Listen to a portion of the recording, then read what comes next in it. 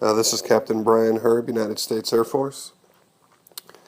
What made me enter the War on Terror was actually the attacks on 9/11. I was working in a civilian job in Chicago, and after I saw the attacks on 9/11, I decided that I wanted to enlist in the military. I was in the military for, this question two. What were your first thoughts before you left for the war? I was in the military for many years at this point, before actually deploying to the war zone. And my first thoughts before leaving were actually about my family, my wife and kids, and then the rest of my family, and how long or if at all it would be before I'd see them again. Question number three, what were your first reactions to the attacks on 9/11? Well,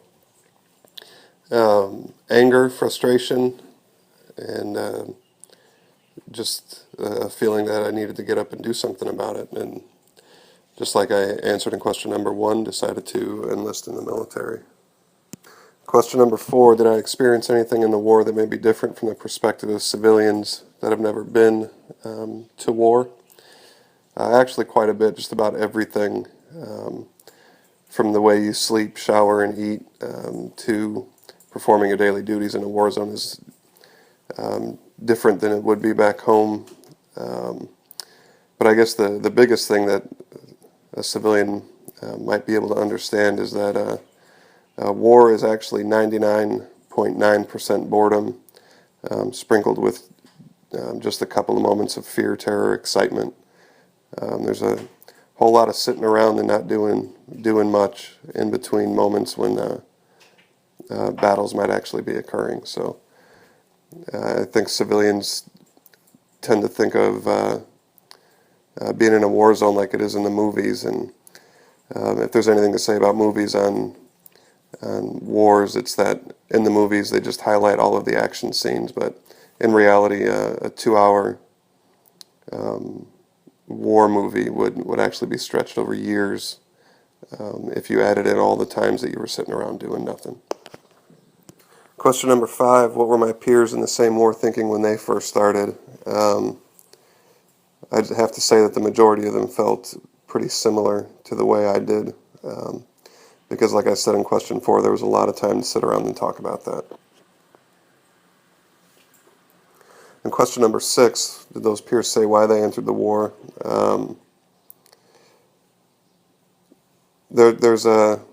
Every one of them was for a different reason. Some entered the military to have school or their college paid for. Some did it because everybody in their family was in the military. There were many, many different reasons. Some did it for personal reasons after 9/11 like I did. I mean, it was all over the board.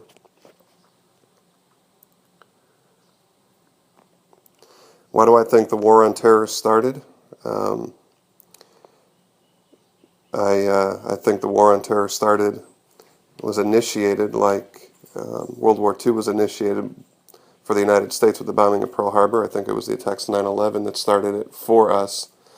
But that's actually just the moment we decided we were going to actively engage in warfare. There had been a war on terror, at least from the terrorist perspective, for a long time. There have been multiple attacks on this country in the years prior. So when the war started is actually, I think, pretty debatable, but when we entered it is pretty straightforward after September 11th. What information is needed to understand the reasons behind the war on terror? That's a pretty broad question. I think you have to go all the way back to the West's political and economic ties to the Middle East, or countries that harbor, support, or breed terrorism or terrorist ways of thinking. The clash of two cultures that are kind of intertwined economically because of oil interests or other economic or political interests. I think the reasons behind the war on terror is really a clash of two cultures, and these two cultures are not very amenable or agreeable to being mixed. and I think that breeds resentment and hostility. And it's a natural occurrence for the weaker of the two parties in a battle to result to guerrilla tactics or to terrorism tactics as a way of kind of mitigating or taking away the military advantage of the stronger of the two. You can't fight the United States with an organized army because of our overwhelming military might, but you can certainly fight the United States with terrorism as a way to achieve your objectives. Question number 9, what were you and your division in the Air Force attempting to accomplish? It was actually a joint mission with the Army and the Air Force, as well as Department of State. I was on a provincial reconstruction team whose job it was to go out into the local populations and help the local populations rebuild after the war, building schools, hospitals, administering vaccination programs, medical relief programs, things of that nature. We actually weren't there on a combat mission, although the majority of our team was combat troops, just simply because of the risk of being attacked doing our job. But our provincial reconstruction team was the actual mission, and it was a non-combat mission.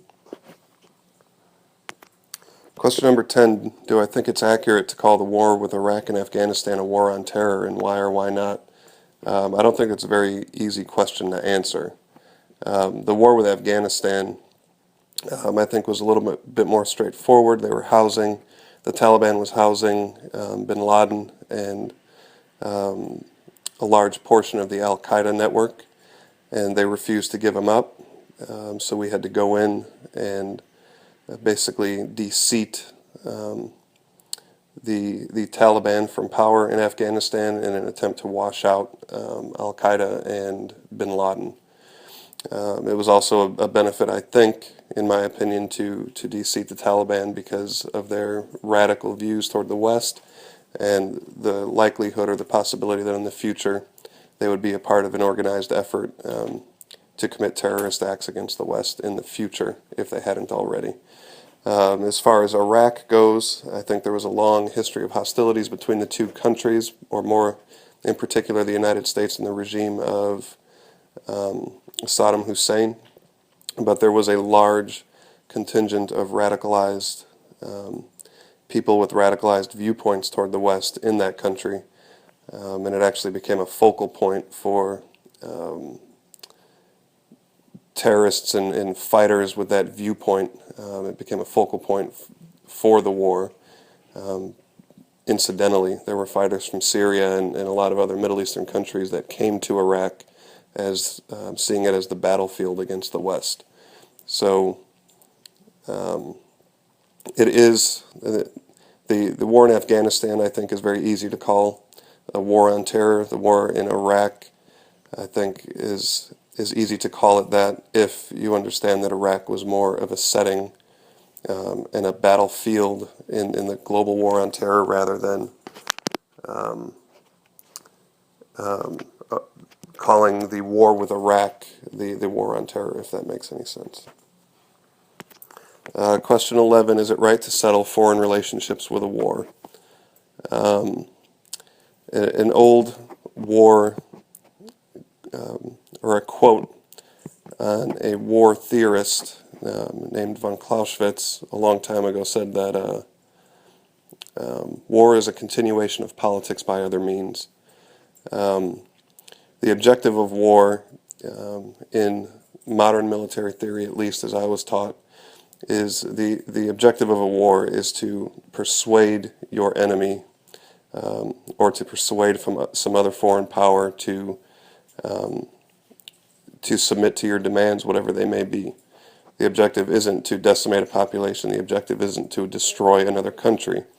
There's a stated objective for a war, and whether that be, such as in the first Gulf War, that Iraq pull out of Kuwait, then when that's accomplished, if that's the stated objective for the war, then the war is over. But it's really a continuation of politics by other means, and it occurs when diplomacy and other means of persuasion fail. And sometimes it's necessary, I think, to go to that level to accomplish whatever means you feel need to be accomplished, whether other people feel they're right or wrong. So I guess the answer to that question is yes. Under certain circumstances, it is necessary and required, but always, in my opinion, a mean of last resort. It's a tactic of last resort to accomplish what you need.